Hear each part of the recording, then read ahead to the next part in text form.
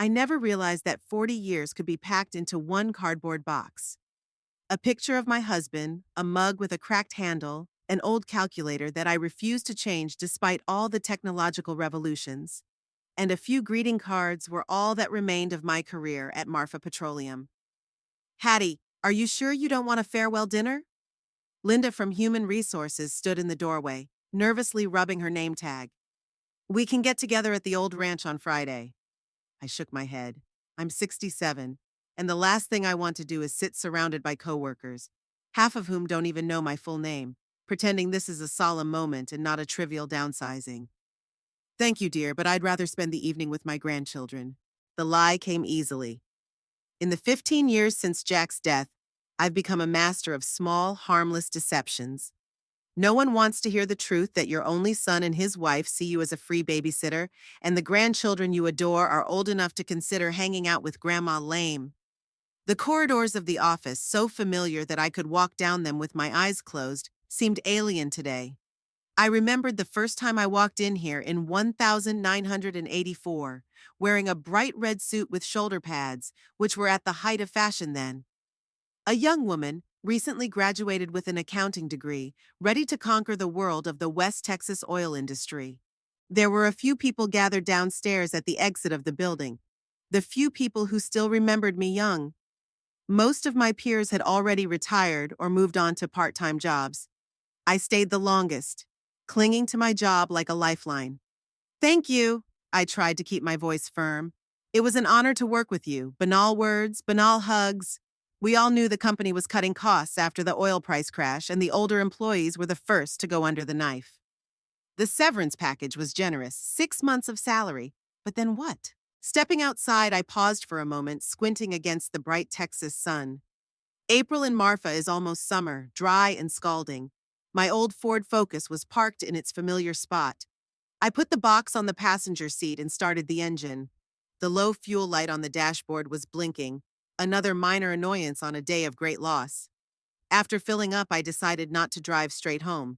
Instead, I headed toward the small Tumbleweed Cafe, where I often ate lunch alone. The smartphone in my bag vibrated a message from Tabitha, my son's wife. What time will you be home? Need to talk. I ignored the message. I deserved at least an hour of peace today. The cafe was almost empty.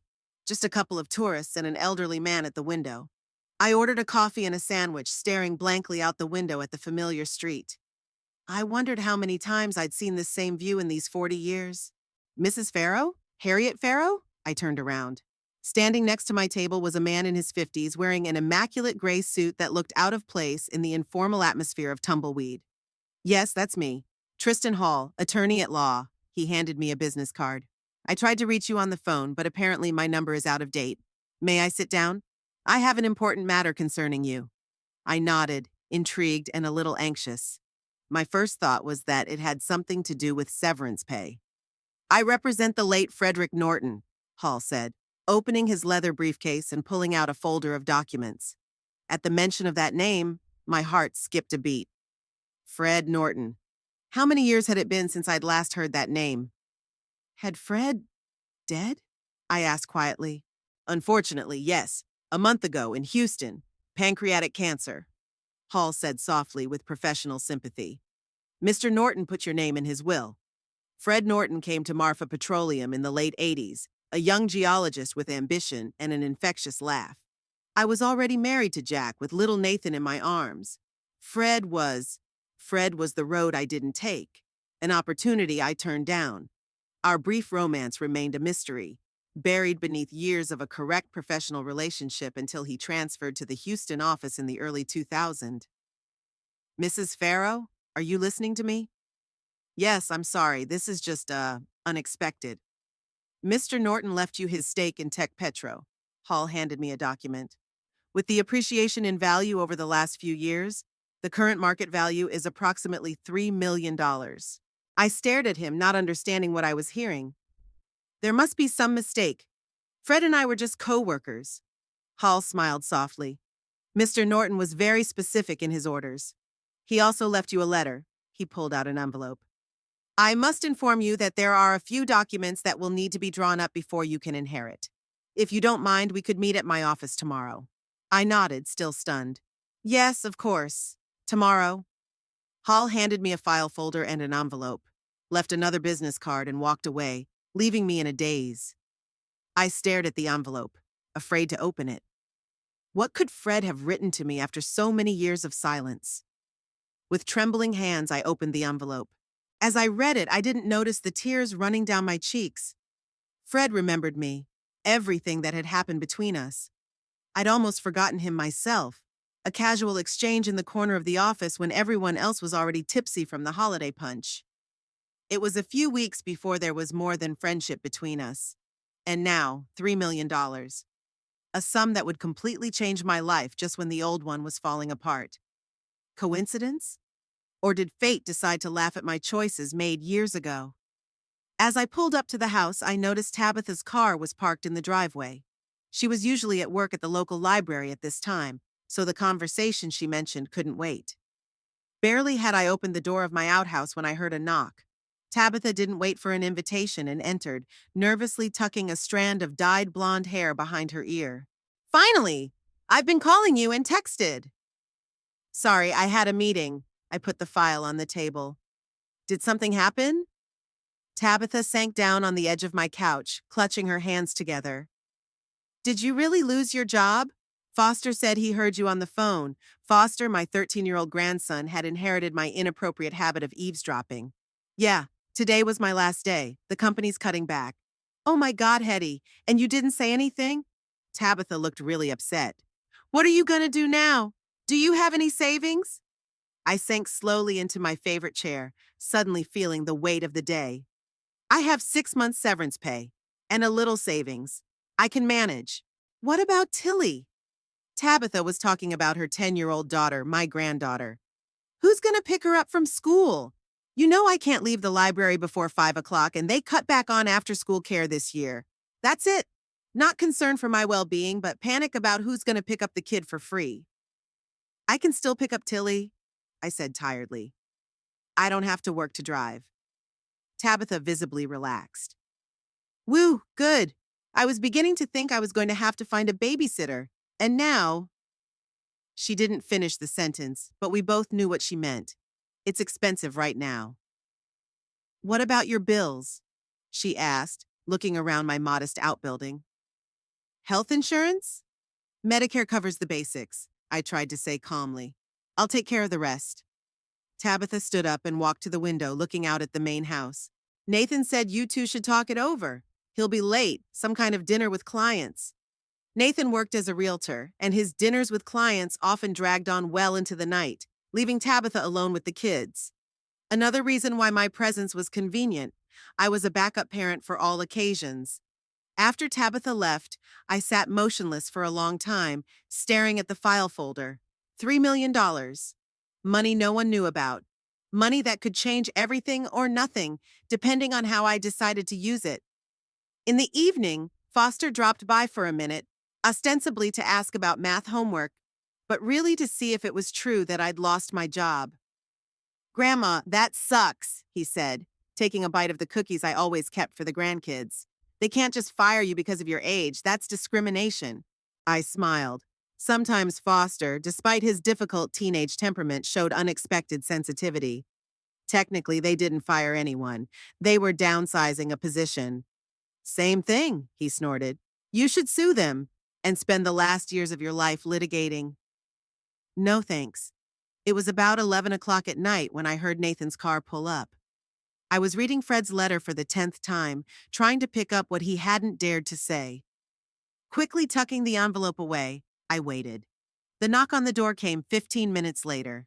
Nathan walked in uninvited, a habit that had always annoyed me. He looked older in his 42 years early bald spots, an emerging second chin, tired eyes. Sometimes I hardly recognized him as the smiling boy I'd once cradled in my arms. Mom, he nodded without sitting down. Tabitha told me you'd been downsized. Hello, Nathan. Yes, today was my last day. He walked across the room with his hands behind his back, a gesture he'd learned from Jack. What are you planning on doing? I haven't decided yet. I've got 6 months severance pay, just enough to… Mom, he interrupted me, stopping in front of me. Tabitha and I have been wanting to talk to you for a long time. Maybe now would be a good time. Something in his tone made me wary. About what? The kids are growing up. Foster needs his own room. He can't share with his sister anymore. We were thinking. Nathan paused, as if searching for words. We were thinking about converting the annex into a room for Foster, or renting it out. The neighborhood was becoming popular with tourists, and we could make good money on short-term rentals. I stared at him, not believing my ears. You're suggesting I move out? Don't make a tragedy out of it, Nathan sighed. You could get an apartment somewhere closer to the center. It's more convenient. The stores are close by. With what money, Nathan? I just lost my job. You have a pension, don't you? And Social Security, you said you were saving. Yeah, I did. Years of saving every dime, denying myself everything from new clothes to dream trips. And I gave most of it to him for a house that now has no room for me. When do you want me to move out? My voice sounded foreign, like it belonged to another woman. Nathan softened a little. We're not kicking you out, Mom. We're just thinking about the future. Maybe in a month? Is that enough time to find a place to live? A month. 30 days to pack up the rest of your life and disappear. The same amount of time it took Fred to die of cancer and leave me a fortune. Okay, I nodded, feeling oddly numb. I'll find a place to move. Great. Nathan was clearly relieved that the conversation had gone easier than he'd expected. One more thing. Mom, I know it's hard to lose your job at your age, but maybe it's for the best. You can spend more time with your grandchildren. Help Tabitha with the house. I looked at my son, trying to figure out when he turned into this stranger. When my little Nathan, who brought me homemade Mother's Day cards and cried when I left on business trips, disappeared? Yes, of course, I smiled. I'm always happy to help. When he left, I sat in silence for a long time. Outside the window, the wind was blowing dust through the streets of Marfa, a city that had never been home to me, despite 40 years of living here. Taking out the envelope, I reread the last line of Fred's letter. Live life to the fullest, Hattie. You've always deserved it. The day I told my son I lost my job, he kicked me out. But he didn't know I'd just gotten $3 million. The Frontera Motel looked exactly the same as it had 40 years ago when I'd first driven past it on my way to Marfa. Peeling pink paint, a neon sign with burned-out letters, and cracked asphalt in the parking lot. The only difference was that there was now a Wi-Fi sign, though I had my doubts about the quality of the connection. I parked my Ford next to the only other car, a shabby pickup truck with Texas license plates. My belongings took up only 2 suitcases and 3 cardboard boxes. It's amazing how few material traces are left of an entire life. Room for the day? Asked the elderly man at the front desk, staring at the small television with a talk show on. A week, I answered, pulling out my wallet. Maybe longer. That got his attention. He looked away from the screen and gave me an appraising glance, an older woman in plain clothes with shabby suitcases. I knew what he was thinking. Everyone knows everyone in Marfa, and a single woman checking into a cheap motel on the outskirts of town raises certain questions. $60 a night, he said, handing me a form. I filled out the paperwork and counted out the cash. I decided not to use my credit card. I didn't want to leave a trail that Nathan could trace. It wasn't that I was hiding. I just needed time to think. Time to realize that in one 24-hour period I'd lost my job, my home, and my family, but I'd received $3 million from the man I'd rejected 30 years ago. Room 7 was exactly what I'd expected, a worn carpet of indeterminate color, a bedspread that had seen better days, and an air conditioner that hummed like a tractor.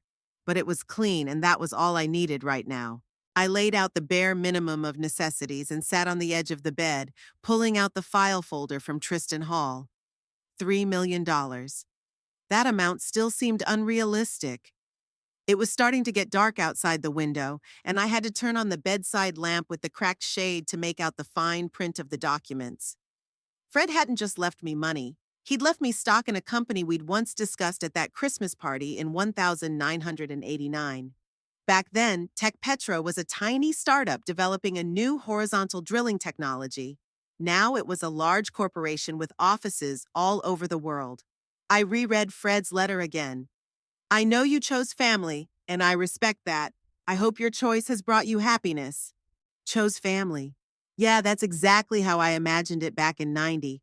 Fred asked me to move to Houston with him, start a new life. But I had a 3-year-old son and a husband who had no idea I was involved with a coworker. I closed my eyes, and the memories came flooding back with unexpected clarity. Fred and I in his small apartment, littered with geologic maps and rock samples, his eyes lighting up as he spoke of a future we might share. Hattie, I've never met a woman like you. Smart, strong, with such a flair for promising projects. We could accomplish anything together. And then there's the image of Nathan sleeping in his crib with his favorite teddy bear. Jack coming home late from work, tired, but always finding the strength to kiss me and ask me how my day was. Stability, predictability, safety. I chose family. And now, 35 years later, that same family kicked me out as soon as I was no longer useful. My phone vibrated a message from Tabitha. Where are you? Nathan says you're not answering your phone. Tilly needs to be picked up from school tomorrow. I put the phone away without answering. Let them worry for a while. Maybe it would make them think about what they'd lost by kicking me out of the house. I plunged back into the paperwork. The inheritance required signing a few papers and a visit to the bank. Hall had organized everything, but I had to decide whether I wanted to keep the shares or convert them to cash. The shares could continue to rise in value, but on the other hand, investments always involve risk. All day I had been holding on, not allowing myself to fully comprehend the magnitude of what had happened. But now, in the silence of a cheap motel room, reality came crashing down on me. I was a homeless 67-year-old woman who had been declared mentally unstable by her own son. On the other hand, I was a potential millionaire who had received an incredible gift from a man from the past. Life definitely had a strange sense of humor. In the morning, I woke up at first light, feeling defeated. I had to decide what to do next. I had an appointment with Hall at 10 o'clock, but I should at least have coffee and clean up before then. There was a coffee machine in the small reception area of the motel, offering free coffee to the guests. It tasted like the beans had been picked during the Bush Senior administration, but the caffeine was caffeine. Harriet? Harriet Farrow? I turned around, almost spilling my coffee. Standing in front of me was a woman about my age, with short-cropped gray hair and wearing brightly rimmed glasses. Yes? I couldn't remember where I'd seen her. It's me, Nellie. Nellie Tyler. We went to high school together. She smiled, and I finally recognized this older woman as the girl I sat at the same desk with in English class. Nellie. My God, it's been so long. I was genuinely happy to see a familiar face from the past. 49 to be exact, she laughed. I saw your name in the register. I couldn't believe it was really you. What are you doing in this dump? I stammered, not knowing how to explain my presence in a roadside motel in my own town. Long story. What about you? Do you work here? Nellie nodded. Running this place for the last 5 years. After my husband died, I needed something to do, and my nephew bought this motel for resale and never sold it. We moved to a small table in the corner. I stared at Nellie, trying to match the image of the energetic gray-haired woman with the memory of the shy girl who blushed when called to the blackboard. Did you stay in Marfa after school? Nellie asked. I went to Dallas, only came back when I retired. Yeah, I got married, had a son, worked for Marfa Petroleum for almost 40 years until I was laid off last week. Is that why you're here? Nellie squinted. Wait, isn't your son a realtor? I think I saw an ad for him. Nathan Farrow, right? I nodded, feeling a lump come up in my throat. We've had some disagreements. I'm looking for a new place to live. Nellie looked at me understandingly, not asking any more questions. For that, I was grateful. You know, I have a spare room in the house, she said suddenly. If you need a place for a couple weeks until you find something permanent, I'd love the company. I stared at her, not believing my ears. We hadn't seen each other in almost 50 years, and she was offering me a place to stay. Are you serious? We hardly know each other. Nellie shrugged her shoulders. There's not much time for formalities at our age, Harriet. If you turn out to be a serial killer, I'll be very surprised. But at least I'll die with an interesting story. I laughed, feeling the tension of the last few days let go a little. I'll think about your offer. Thank you, Nellie. She stood up, getting ready to go back to work. By the way, if you're looking for a job, the Blue Cactus Cafe needs a part-time bookkeeper. My cousin owns it. I could put in a good word. I nodded, though work was the last thing on my mind right now. I had a meeting with a lawyer ahead of me, and a decision that could completely change my life. Thanks again, Nellie, for the coffee and for the offer. When she left, I remained seated at the table, staring out the window at the dusty parking lot. Suddenly, meeting Nellie seemed like a sign. Maybe the universe was trying to tell me that even in the darkest moments, unexpected opportunities and forgotten connections could appear. I finished my cooled coffee and went to get ready for my meeting with Hall. It was time to start a new chapter of my life, and for the first time in a long time, I had a feeling that this chapter might be more interesting than all the previous ones. The little white house didn't look like my dream home. The peeling paint on the shutters, the creaky porch, and the tiny yard overgrown with weeds all screamed years of neglect. But when the real estate agent, a young woman with bright red hair, handed me the keys, I felt a strange thrill. This was the first house I'd owned in 10 years, albeit on a lease. It's a 6-month contract, renewable, she said, handing me a folder of paperwork. The owner lives in Austin and doesn't come here much, so you won't be disturbed. It was exactly what I needed. A place where I could be alone with my thoughts and decide what to do with my unexpected wealth. 2 weeks at the Frontera Motel gave me time to finalize the paperwork with Tristan Hall. I now officially owned a little over $3 million worth of Tech Petro stock. I had also opened a new bank account that Nathan couldn't access, and I had transferred some of the funds there for operating expenses. No one in Marfa, except the lawyer, knew of my sudden wealth, and I preferred to keep it that way for as long as possible. Even Nellie Tyler, whom we had begun meeting regularly for coffee, thought I was living on savings and a modest pension. I spent the first few days in my new home settling in. I bought used but comfortable furniture at a thrift store, hung curtains, planted geraniums in clay pots on the porch. Nothing luxurious, nothing to give away the sudden change in my financial situation. In the evenings, I sat on the porch in an old wicker chair, watching the quiet street and reflecting on the strange turn my life had taken. In 35 years of working, I had never once found time to just sit and admire the sunset over the rooftops. There were always reports to finish, dinners to make, grandchildren to pick up from school or take to practice. Now, for the first time in years, I had nowhere to rush. There was no one to please. I could decide for myself how to spend every minute of my life. That freedom was both frightening and intoxicating. Foster visited me once a week, bringing news of the family and secret drawings from Tilly.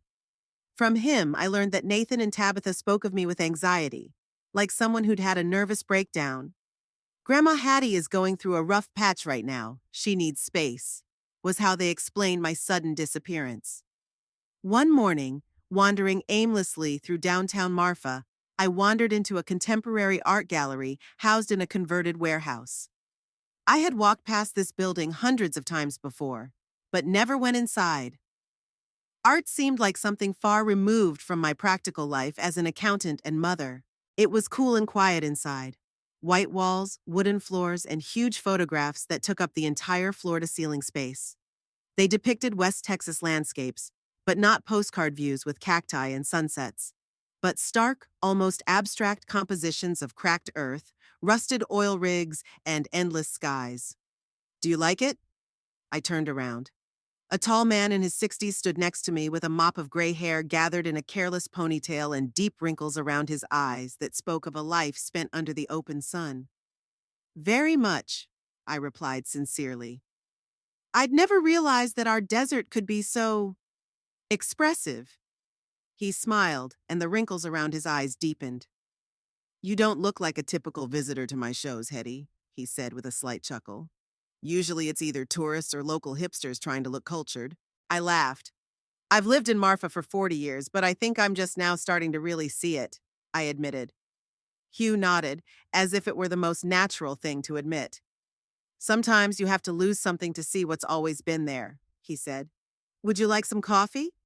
There's a coffee machine in the back room, and I was just about to take a break. Thus began my acquaintance with Hugh Fox, a photographer who 30 years ago left a successful career in New York to settle in a tiny Texas town and photograph the desert.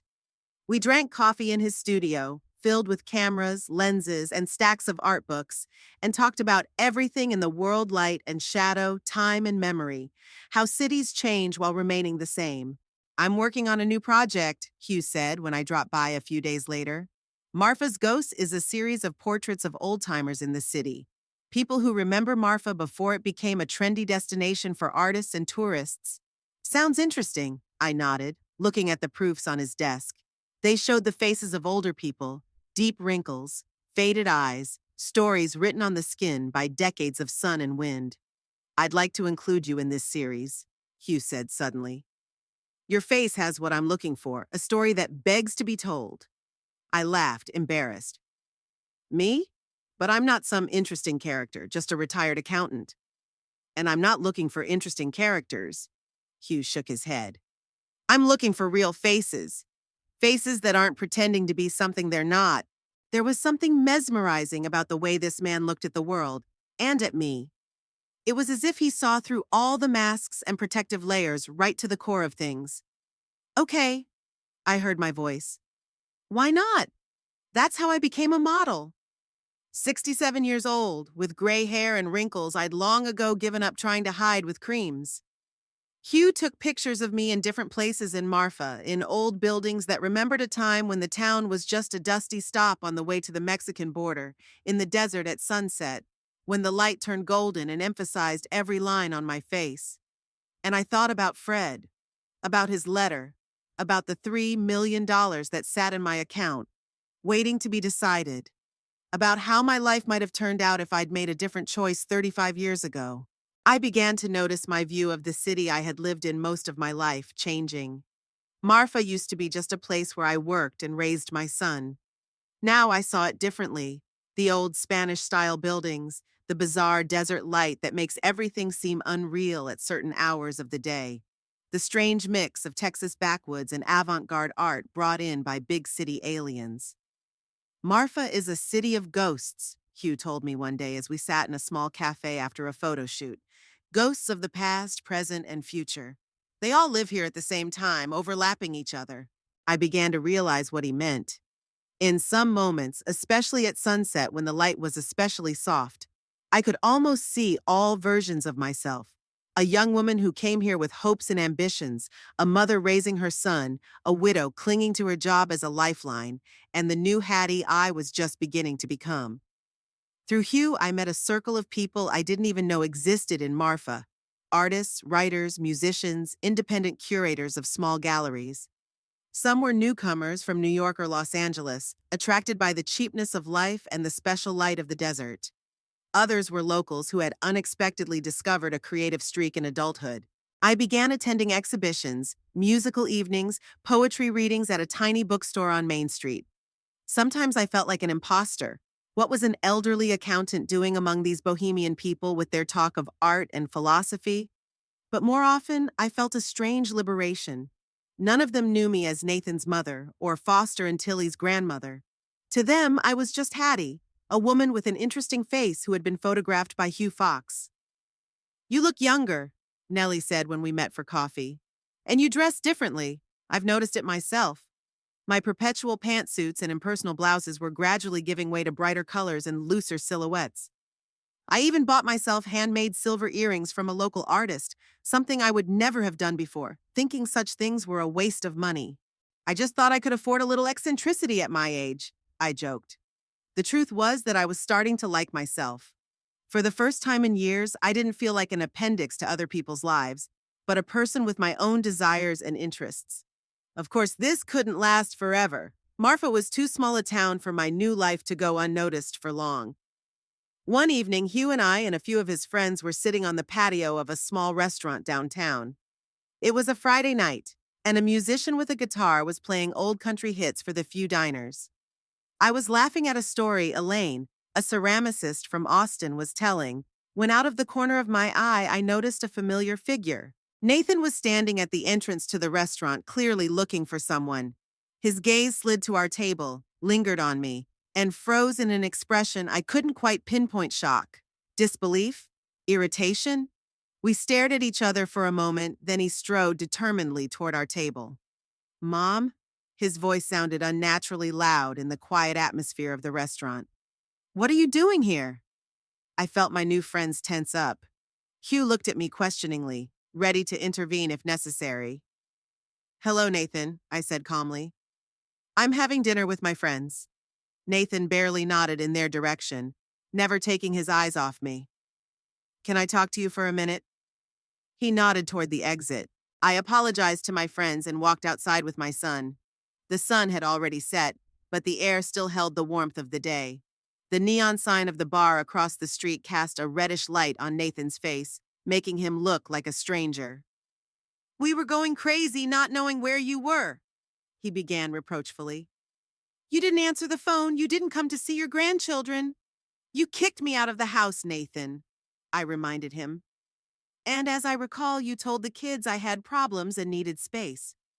He had at least the conscience to look a little embarrassed. We were worried. After losing a job, many older people become depressed, unstable. I'm 67, not 97. I felt anger rising in me. And I'm not unstable. I'm just finally living my own life. Nathan looked back at the restaurant, where Hugh and the others were watching us through the window. This is your life now? Sitting with some retired hippies? Seriously, Mom, who are these people? My friends, I replied firmly. And they have more respect for me than you've shown in years.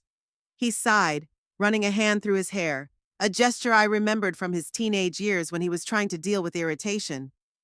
Look, I admit I was harsh the other night. Tabitha and I had a lot to talk about. You didn't have to disappear. We could have compromised. What kind of compromise, Nathan? You've made it clear that I have no place in your house anymore? That doesn't mean you had to disappear like that, Tilly asks when Grandma's coming back. We tell her you're just taking a break, but there it is. The real reason he's here. Not concern for me, but the inconvenience of my absence. I'm renting a house, I said. A little white house with blue shutters. You can bring Tilly to visit whenever you want. Nathan looked surprised. You have money to rent a whole house? I thought you were staying with one of your girlfriends. I have savings, I answered evasively. And I'm good with money after all. I'm an accountant. He stared at me as if he were seeing me for the first time. You've changed. We stood in awkward silence. A car drove by, its headlights illuminating us for a moment. Mother and son, almost strangers to each other. Tilly will be glad to see you, Nathan said at last. Maybe you could pick her up from school again sometimes? It's hard for Tabitha to combine work, and that was it. The real reason for his conciliatory tone. I'd love to spend time with Tilly, I interrupted, but not as a free babysitter. If you want me to pick her up from school, we can arrange specific days, and I'll spend time with her as I see fit at the museum, at the park, or at my house. Not just sitting with her while you and Tabitha go about your business. Nathan looked as if he wanted to object, but held back. Okay, he agreed reluctantly. I'll talk to Tabitha and let you know. I nodded, feeling a strange mixture of satisfaction and sadness. It was a small victory, but at what cost? Would our relationship forever remain like this, bargaining and manipulation instead of love and support? I should get back to my friends, I said. Say hi to Tilly and Foster. I turned to leave, but Nathan stopped me with a hand on my shoulder. Mom, I just want to make sure you're okay, he said, genuine concern in his voice for the first time. You've never been interested in this kind of thing before. He nodded toward the restaurant where Hugh was talking animatedly and gesturing vigorously. I'm fine, Nathan, I smiled softly. Probably better than ever. When I returned to the table, I felt my friend's questioning looks on my face. Is everything okay? Hugh asked quietly. Yes, I replied, and was surprised to realize that it was true. We clinked glasses, and I felt the weight of seeing Nathan slowly ease away. Marfa really was a city of ghosts, and I was just beginning to learn to live among them, not letting the past define my present. The Desert Light Gallery was a small space on Marfa's main street. Usually it exhibited emerging artists whose work didn't attract much attention, but on this Friday night the gallery was full. Ghosts of Marfa was the title of Hugh Fox's exhibition. 20 black and white portraits of old-timers in the city, and among them, me. It was strange to see my own face enlarged to such a size. In the picture, I was sitting on a bench in a city park looking into the distance. Wrinkles around my eyes, gray strands of hair. Hugh didn't try to hide my age. And yet there was something mesmerizing about the way he caught the light falling on my face. "You have very expressive eyes," the young woman said, stopping beside me. Hugh captured it beautifully. I smiled embarrassedly, unaccustomed to compliments. "Thank you. It's just good photographer's work." "Don't be modest, Hattie." Hugh came over with 2 glasses of wine. "Any photograph is a collaboration between photographer and model." I felt strange. All my life I'd been a person in the background, an invisible cog in the machinery of other people's lives. Now people were looking at me, asking questions, as if my opinion mattered. The local newspaper, the Marfa Sentinel, sent a reporter who interviewed several models briefly, including me. I tried to speak carefully, not mentioning personal details. Marfa was a small town, and any information would quickly become public. Toward the end of the evening, when most of the visitors had left, Nellie approached me. "You've become a local celebrity," she smiled. "Half the town is talking about the mysterious Hattie Farrow who suddenly appeared out of nowhere." "I've lived here for 40 years, I countered. "That hardly qualifies as a sudden appearance." "But you were invisible," Nellie said softly. "Like most of us women of a certain age. We're here, but we can't be seen. And now," she nodded at the portrait, "now you can't be unseen." She was right. In the few weeks I'd been hanging out with Hugh and his friends, I'd noticed a change in the town's attitude toward me. Store clerks who used to barely nod a greeting were now smiling and making conversation. And of course, these changes could not go unnoticed by Nathan and Tabitha. A few days after the exhibit opened, I received a call from my son. "Mom, we're thinking of having a family dinner on Saturday." His voice sounded unusually soft. "It's nothing fancy, we'll just sit together. Tilly misses me a lot." "Sure," I agreed, excited to see my grandchildren. "What time should I get there?" "6 would be perfect." "And Mom," he paused, "I saw the article in the Sentinel, the picture of you. It's impressive. I didn't know how to respond to this unexpected compliment." "Thank you, Nathan. I'll see you Saturday." As I hung up the phone, I thought about it. An unexpected invitation to dinner, a compliment from a son who'd always treated my classes with a slight disdain. Something was wrong. My suspicions were confirmed when I walked into the supermarket on Friday and ran into Tabitha in the fruit section. "Hattie!" She looked surprised. "I didn't expect to see you here." "I live 5 blocks from here," I reminded her. "It's the closest supermarket to my house." "Sure, sure." She fixed her hair nervously. "We're really looking forward to seeing you tomorrow. I'm making your favorite lasagna." I never told Tabitha that I liked lasagna. In fact, I was indifferent to Italian food.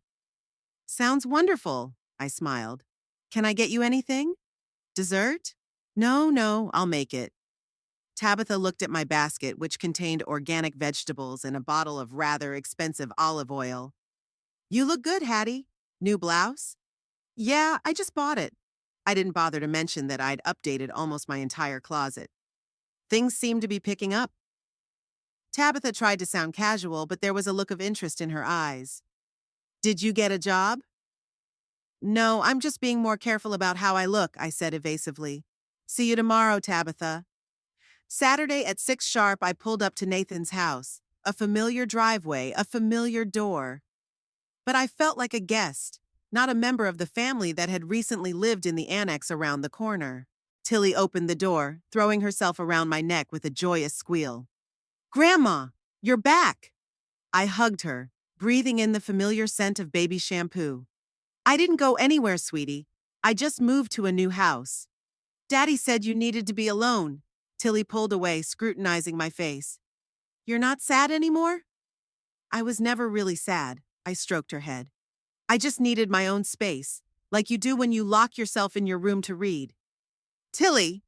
Tabitha's voice from the living room interrupted our conversation. "Don't keep Grandma at the door. Invite her in." The house looked immaculate, as it would for hosting important guests. Fresh flowers in a vase, the best dishes on the table, even Tabitha wore a dress instead of her usual jeans, all of which only made me more suspicious. Foster, sprawled on the couch with his tablet, barely looked up from the screen to greet me. but I could see the warning in his eyes. Nathan came out of the kitchen with a glass of wine. Mom, I'm glad you came. Thank you. I accepted the glass, noting that it was an expensive California wine, the kind they usually bought only on holidays. To what do I owe this welcome? We just missed you. Nathan smiled. A family should spend time together, shouldn't it? The dinner was relaxed and casual. Tabitha fussed around the table, serving me lasagna and asking me about my new home. Nathan talked about his success in selling real estate, mentioning a particularly good deal on a house in the neighborhood where I now lived. Prices are going up every month, he said, watching my reaction carefully. You're lucky with the rent. A lot of people are willing to pay twice as much for a location like that.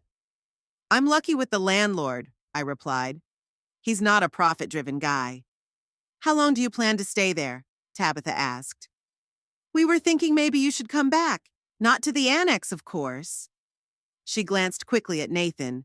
But we could convert the office on the first floor into a bedroom for you. This is it. A first attempt to get me back under the roof of the house where they could control my every move. Thanks, but I like living on my own. I smiled. At my age, you appreciate independence. But you have to pay rent, utilities, groceries. Nathan shook his head. It's hard on one pension. I'm getting by. Grandma, have you seen my new room? Tilly intervened. Daddy remodeled the annex for me. It now has pink walls and a shelf for all my books. I'd love to see your room. I got up from the table. May I? Nathan and Tabitha looked at each other, but could not object. Tilly enthusiastically led me through the backyard to the former outhouse where I had lived for the past 10 years. Inside, everything was unrecognizable. My modest furniture had been replaced with a modern one with a loft bed and lots of colorful accessories.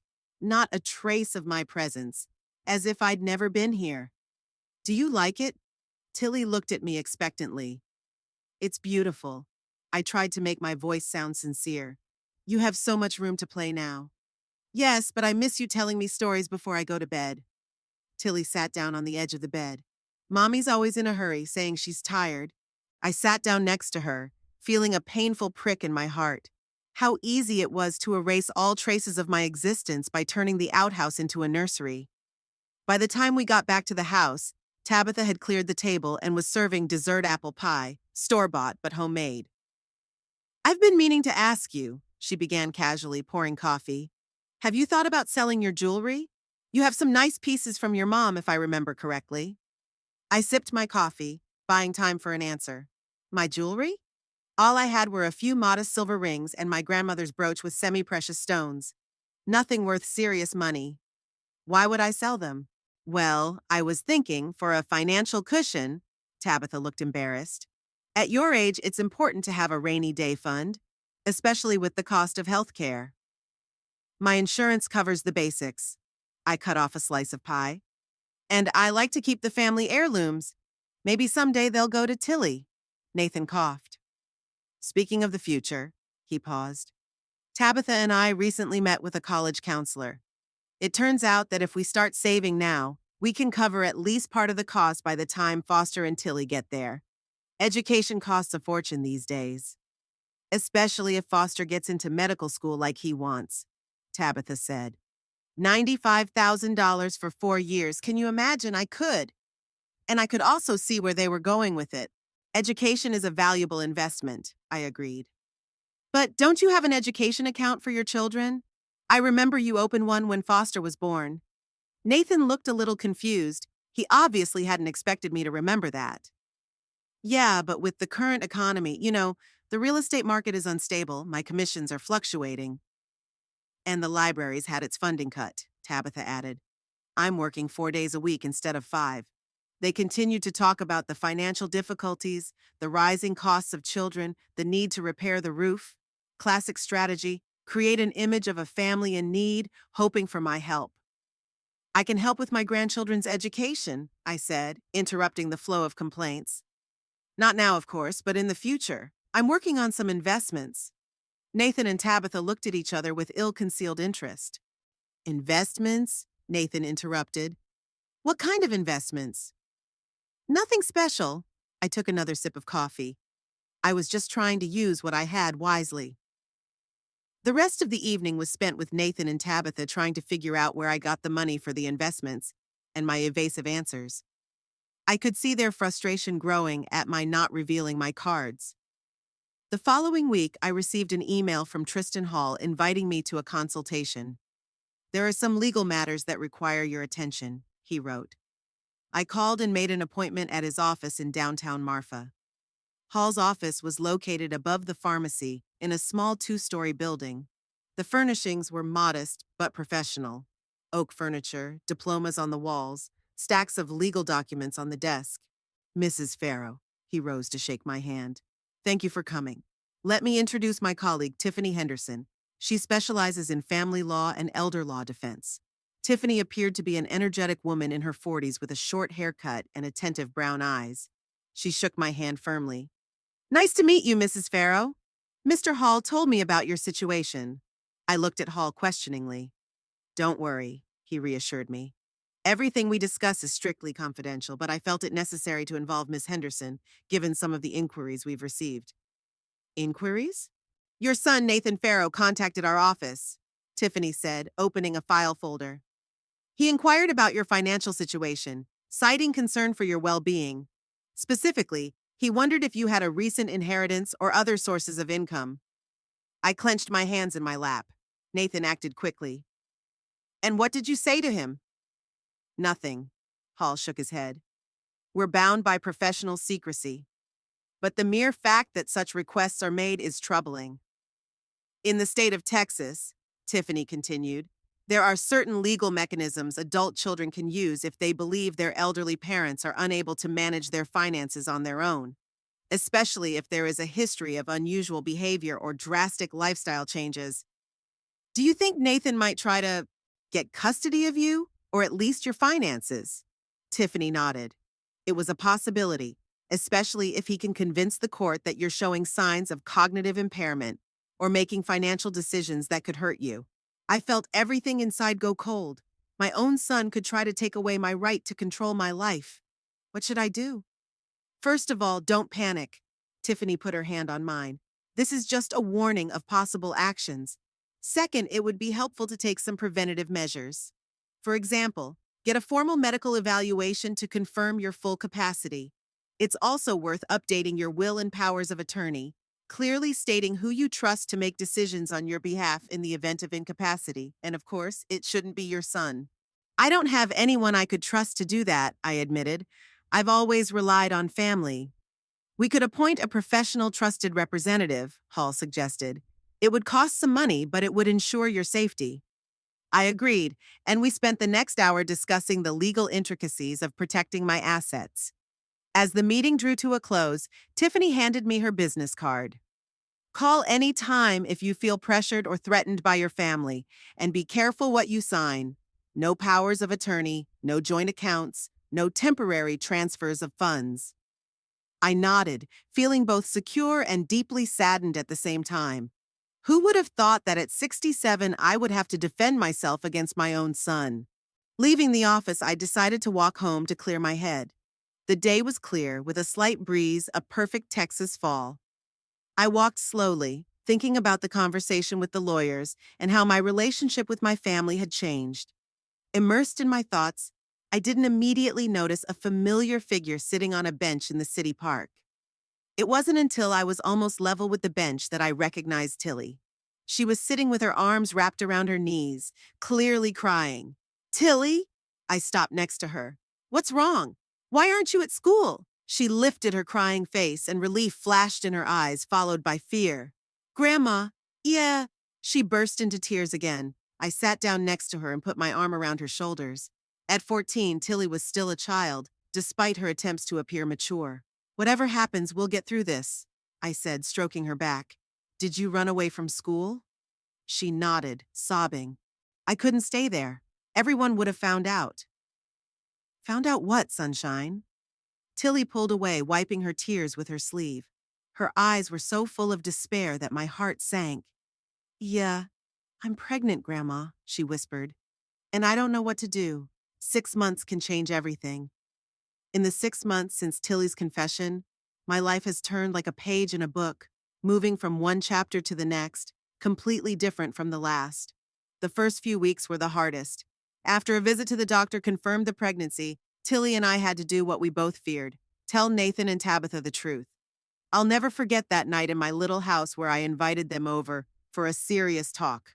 First, there was disbelief, then shock, then rage. Tabitha sobbed, accusing Tilly of lying. Nathan remained silent, his face growing darker by the minute. "It's impossible," he said at last. "Tilly is only 14. She's confusing things, making things up."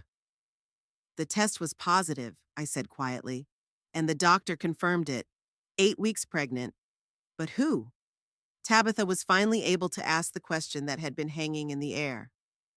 Tilly sat with her head down, tears dripping down her folded arms. I put my arm around her shoulders. "Your brother, Howard," I said, looking straight into Tabitha's eyes. "When you went away for the weekend 2 months ago." The reaction was exactly what I had feared.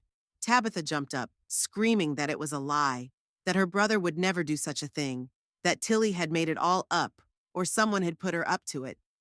Nathan just sat there, staring at one point, his hands clenching and unclenching. After an hour of yelling, blaming, and crying, Tabitha announced that she was taking Tilly home. "No." Tilly's voice sounded firm for the first time all evening. "I'm staying with Grandma." It was the moment something changed in my granddaughter. The 14-year-old who had carried a terrible secret for too long had finally found her voice. Nathan and Tabitha left, threatened by the police and social services. But one thing they hadn't considered was that I now had the resources to fight back. The next day, Tiffany Henderson filed a request for temporary custody of Tilly based on suspicion of her parents' inability to keep her safe. Tilly was interviewed by a psychologist who documented her account of the incident. The following weeks turned into a legal battle. Nathan hired an attorney, trying to prove that I was manipulating Tilly and that I was showing signs of dementia. Tabitha refused to believe her brother was guilty, insisting that Tilly had made it all up or someone had taught her to say that. I was accused of everything from kidnapping a child to trying to destroy their family out of revenge. But the facts remained. The medical tests, the psychologist's report, Tilly's consistent story. Eventually, the truth came out, no matter how hard they tried to drown it out. The district court granted me temporary custody of Tilly, and Howard Hammond, Tabitha's brother, was charged with sexual abuse of a minor. Then came the most difficult decision of all: what to do about the pregnancy. The laws in Texas are strict, but Tilly had a choice. After many conversations with doctors, psychologists, and me, she decided to terminate the pregnancy. We went to a clinic in New Mexico where the procedure was done without complications. Physical ones, at least. Emotional wounds took much longer to heal.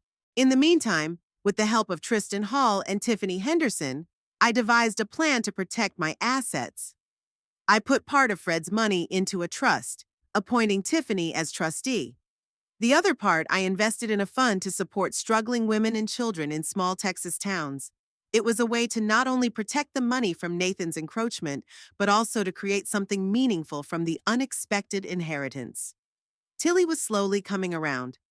I enrolled her in a new school, away from the gossip and leering eyes. She began seeing a therapist who specialized in trauma in children. Slowly, day by day, I saw her smile return, her interest in books and drawing again. Foster visited us secretly, torn between loyalty to his parents and love for his sister. He was the only thread connecting us to Nathan and Tabitha, who refused to talk to me except through lawyers.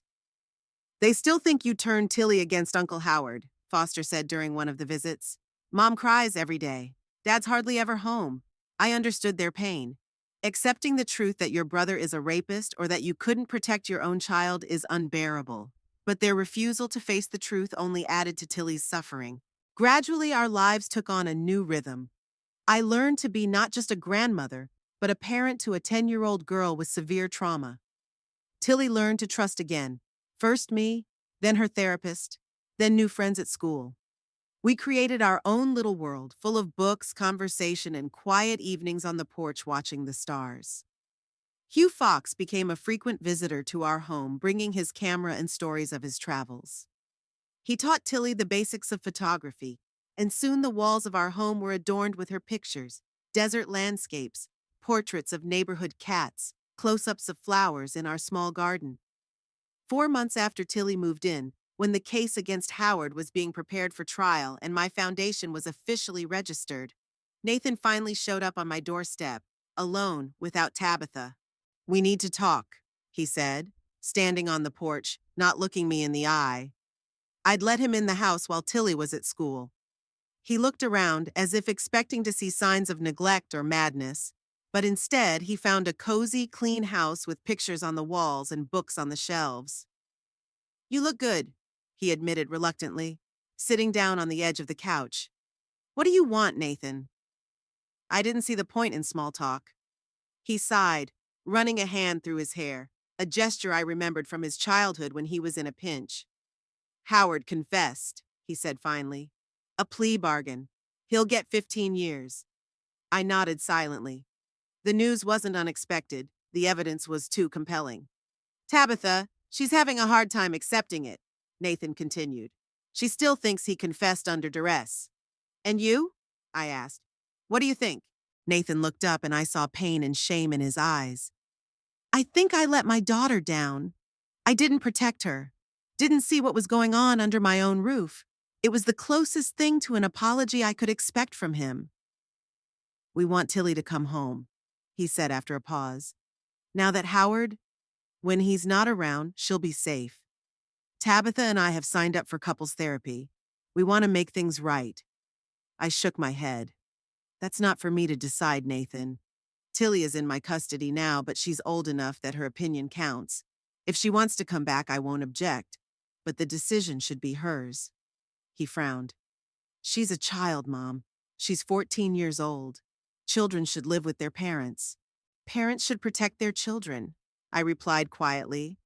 "You and Tabitha refused to believe your own daughter when she needed you most. You accused her of lying while she carried the consequences of abuse.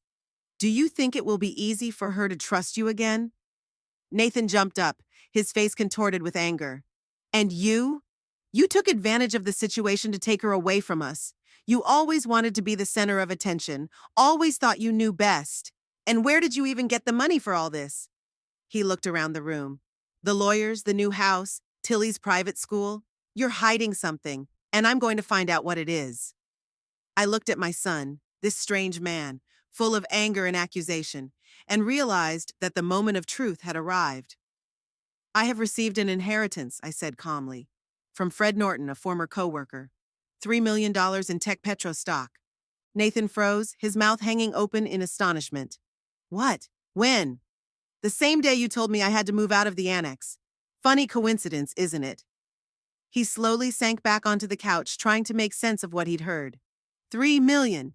And you didn't say a word? All that time? What would have changed if I had spoken up?" I asked. "Would you have let me stay in the annex? Would you have treated me with more respect? Or would you just find a way to get control of my money?" My words hit the mark, and I could see it in his face. "It's not fair," he finally said. "We're a family. A family should support each other." "That's exactly what I do," I nodded. "Support Tilly when she needs me the most." "What about Foster?" There was a pleading note in his voice. "His education, his future. You mentioned some kind of investment." "I've set up an education fund for both grandchildren," I said. "The money will be available when they go to college, but the funds will be managed by trustees, not you or Tabitha." Nathan clenched his fists. "You don't trust us to manage our own children's money? After everything that's happened?" "No, I don't." He jumped up again, this time his face flushed with anger. "You selfish, vindictive old woman. You think money gives you the right to destroy our family? We can contest your will, you know that? Prove that you're incompetent." "You can try," I stayed calm. "But most of the money is no longer mine. I started a charity to support struggling women and children in small towns, like Tilly. It's already registered and has a board of directors. Even if you contest my will, you won't get that money." Nathan looked at me with a mixture of rage and disbelief. "You gave all the money to outsiders instead of your own family?" "Not all of it. Like I said, the educational funds for Foster and Tilly are set up, and I have enough to live comfortably. But yes, most of it I decided to use to help those in need." He shook his head as if he couldn't believe what he was hearing. Tabitha was right. You have lost your mind. The money had damaged your sanity. Or maybe for the first time in a long time, I'm seeing things for what they are, I countered softly. Money didn't make me a different person, Nathan. It just gave me the freedom to be myself. The freedom to say no when I used to have to say yes. The freedom to help those who truly deserve help. He headed for the door, then turned around, his face contorted with bitterness. You're going to regret this. When you're all alone, when you realize you've turned your back on the only people who care about you, you'll regret it. Maybe, I didn't argue. But right now, I was doing what I thought was right. After he left, I sat in silence for a long time, staring at the pictures of Tilly on the wall. The price of freedom had been high. I had lost my son, perhaps forever. But I had gained something equally valuable, the ability to live in harmony with myself and to help those who really needed help.